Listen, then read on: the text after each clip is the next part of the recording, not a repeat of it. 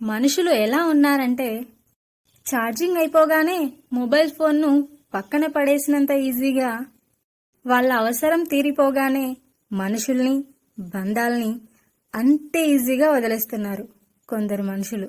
ఒకరి మీద చచ్చేంత ప్రేమ ఉండడం గొప్ప కాదు, వాళ్ళు చచ్చే వరకు కూడా అంతే ప్రేమను చూపించడం గొప్ప. జ్ఞాపకాలు అనేవి కత్తి కంటే ప్రమాదమైనవి. ఎందుకంటే కత్తి అయితే ఒకేసారి చంపేస్తుంది, అదే జ్ఞాపకాలు ప్రతిరోజు గుచ్చి గుచ్చి చంపేస్తాయి. అవసరమని వేడుకుంటారు, అవసరానికి వాడుకుంటారు, అవసరం తీరాక మనతో ఆడుకుంటారు.